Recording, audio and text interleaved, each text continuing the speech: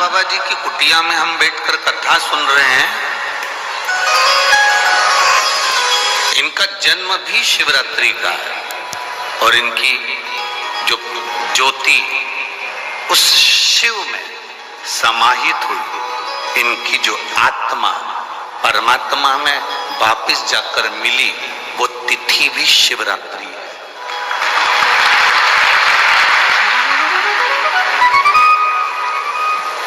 वो तिथि भी शिवरात्रि,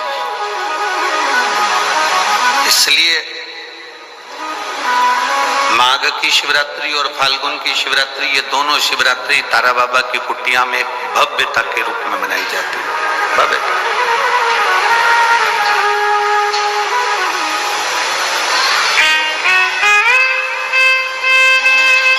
गोविंद जी, दुनिया के लोग कहते हैं कि शिवरात्रि के दिन भगवान शंकर की पार्वती जी के साथ शादी हुई, ये दुनिया के लोग कहते हैं। पर यदि जिसने शिव पुराण की कथा अगर अच्छे से सुनी हो और पढ़ी हो, तो शिव जी की शादी की जो तारीख है वो ये नहीं है। हमने पहले भी उसका वर्णन, भगवान देवाधिदेव महादेव के विवाह की जो तारीख है वो वैशाख शुक्ल पंचमी, शुक्ल पक्ष की वैशाख के महीने में जो पंचमी पड़ती है, उस दिन भगवान शंकर और पार्वती जी का विवाह हुआ है। ये जो शिवरात्रि है, ये विवाह की रात्रि नहीं है।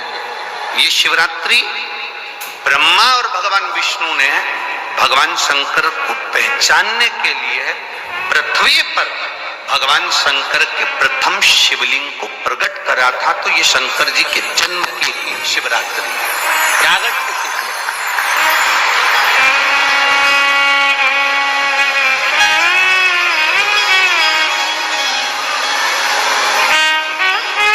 ये शिव जी के प्रागट्य की शिवरात्रि। जैसे तारा बाबा जी का जो जन्म है वो शिवरात्रि का मान्य है। ये शिवरात्रि जो आएगी, माघ की शिवरात्रि, जो मूल शिवरात्रि होती है, जिस दिन शिवरात्रि के दिन भगवान ब्रह्मदेव और भगवान नारायण ने भगवान शंकर को एक पर्वत को घुमाकर उनके लिंग की आकृति, उनका स्वरूप प्रकट किया। उनका स्वरूप प्रकट किया, उनका जन्म। आपसे कोई पूछे कि शंकर जी का जन्म कब हुआ था, बिल्कुल बेझटक कह सकते हो, शिवरात्रि के दिन, हैप्पी बर्थडे टू यू। उसमें तुम्हें सोचना नहीं है।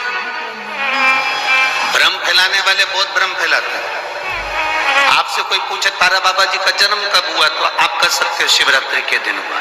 और आज इस व्यासपीठ से एक बात और कहना चाहेंगे, जिसको अपने जन्म की तारीख ना मालूम हो, जिसको अपने जन्म दिन ना मालूम हो, वो आप नियम बना लो कि आपका जन्मदिन भी शिवरात्रि के दिन ही हुआ है, पक्का। जब परब्रह्म परमेश्वर स्वयं देवाधिदेव महादेव शिवरात्रि के दिन प्रकट हो जाता है, उसका शिवलिंग, उसकी आकृति प्रकट हो जाती है। और ब्रह्मा जी ऊपर जाकर मालूम करते हैं, आकाश में बढ़ते जाते हैं, जाते जाते हैं, तो भी उनको शंकर भगवान के शिवलिंग का छोर नहीं मिलता।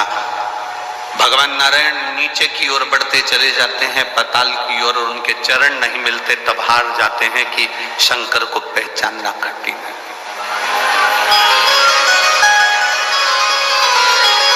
शिव को पहचानना, शिव को जानना कठिन है,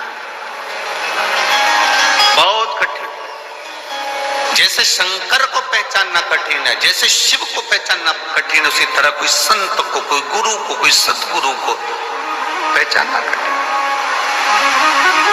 अब तारा बाबा जी की कुटिया को आप देखेंगे तो अब तो बड़ी सुंदर है, बड़ी सुंदर। आपने बना भी दिया, रास्ता भी बना दिया, बगीचा भी बना दिया, सुंदर तारकेश्वर महादेव का मंदिर भी बना दिया, गुफा भी बन गई। पर सत्यता में बताओ कि जब तक तारा बाबा जी थे तब तक एक छोटी सी झोपड़ी में रहना, अपनी झोपड़ी से बाहर नहीं जाना, अपने भजन में डूबे रहना, भक्ति को करते रहना। एक धूपाड़ा जला के रख लिया, उस धूपाड़े में अग्नि में सेकते रहना और अपना काम करते रहना। कब निकलते, कब आते, कब जाते, प्रवेश कब करते, कब कहीं बाहर निकलते, किसी को भी नहीं मालूम पड़ता कि निकले कि ना निकले। सतगुरु ऐसा ही। संत, असली संत की पहचान ये होती है, असली सतगुरु जो होता है, असली सतगुरु।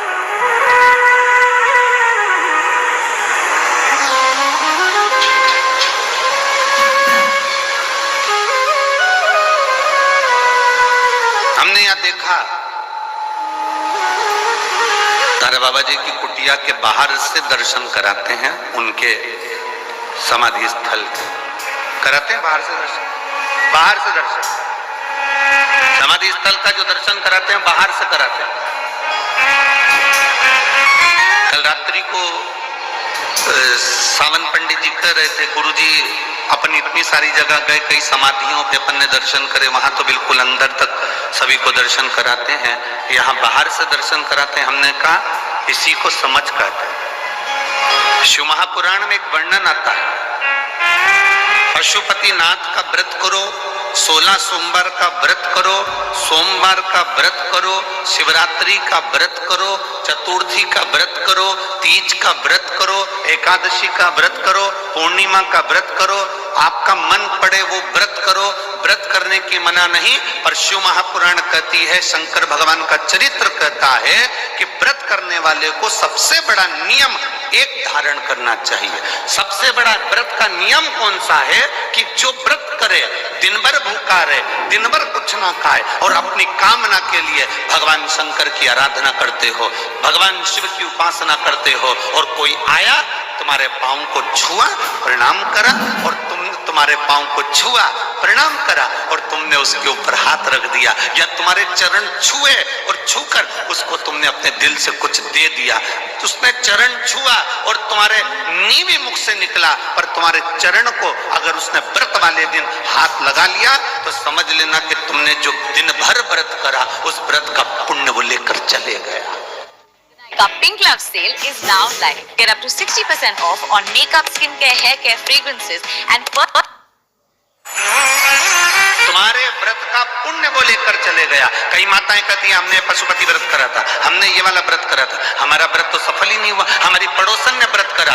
उसको जो एक बार संत से, साधु से, गुरुजन से, ब्राह्मण जन से, तपस्वी जन से, माता पिता से जो एक बार समझ जाता है, वो जिंदगी में फिर कभी उलझता नहीं है, वो सुलझ कर चलता है।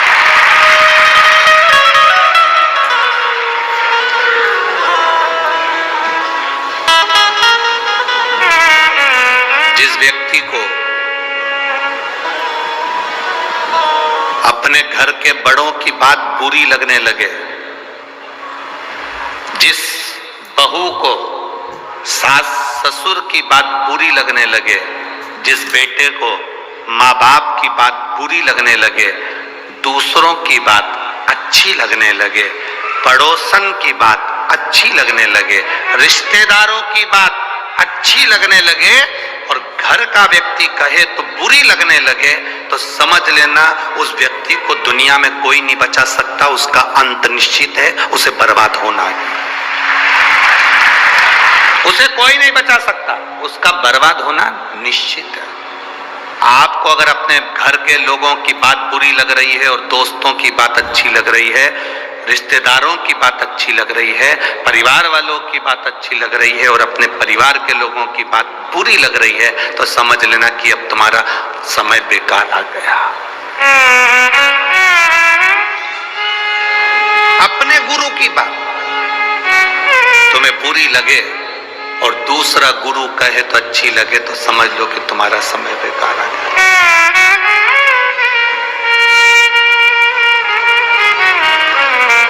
कभी किसी से ऐसी आस मत लगा के बैठो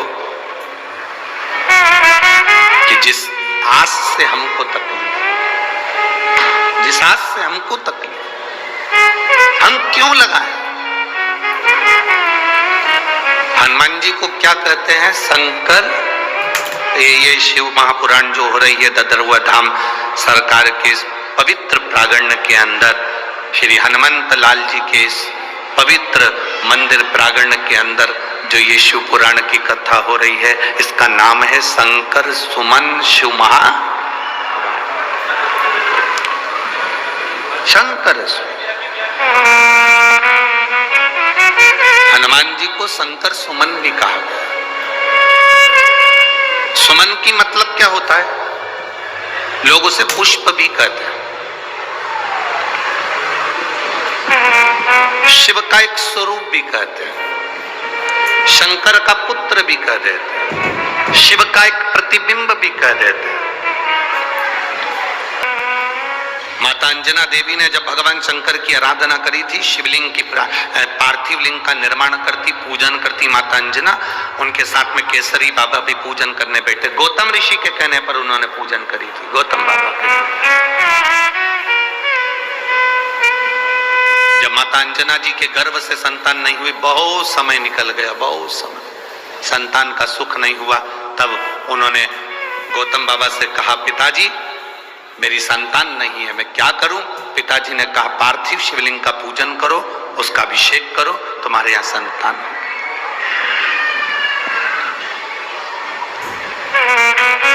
पार्थिव शिवलिंग की जो पूजन है, यह जीव को फल देती ही है। राम जी जब अयोध्या से चले, मेरे सीताराम सरकार, लंका तक जाते हैं, लंका के बीच में जितनी जितनी जगह पर राम जी रुकते हैं प्रतिदिन, उतनी उतनी जगह पर एक पार्थिव शिवलिंग का पूजन करते हैं।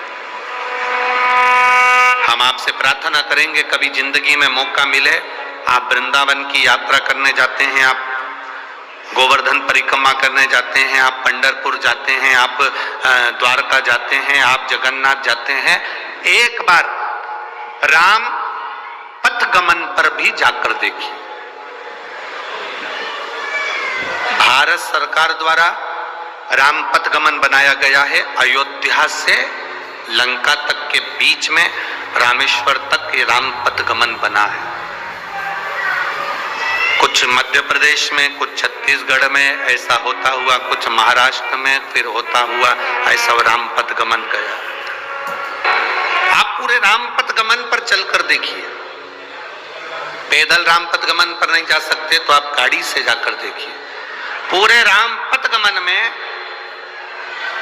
जितने मंदिर किसी के नहीं मिलेंगे, पूरे राम पथ गमन में उससे ज्यादा मंदिर केवल देवाधिदेव महादेव के मिलेंगे, क्योंकि राम जी जहां रुकते थे वहां शिवलिंग की स्थापना करते थे। मेरे राम जी जहां रुकते थे वहां एक पार्थिव शिवलिंग का निर्माण करते थे और उसका पूजन करते थे। मेरे राम जी का नियम था, दशरथ जी का नियम था, एक पार्थिव शिवलिंग का निर्माण करना, उसकी पूजन करना।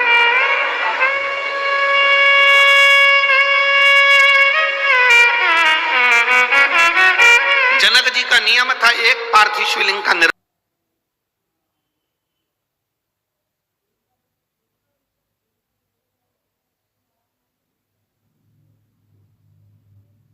शिवलिंग का निर्माण करना, उसकी पूजन करना। हम आपसे कहेंगे, इस ददरुआ धाम की पवित्र भूमि से आपसे निवेदन करेंगे, जिंदगी में जब दुख की घड़ी बहुत घेर रही हो, तब एक पार्थिव शिवलिंग का निर्माण आपको भी कर उसकी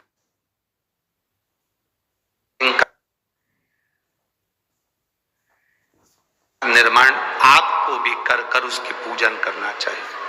आप कहीं मिट्टी लेने नहीं जा सकते, अपने गमले में, जो गमला तुम्हारे घर के अंदर उसमें जो मिट्टी हो उसी को ऊंचा उठाकर उसी के ऊपर जल चढ़ाकर उसी की पूजन कर उसी का विसर्जन कर दो और बाबा से प्रार्थना कर दो, बाबा मेरे दुख की ये घड़ी है, इसको तू संभाल लेना, तू जान लेना। ये उसके ऊपर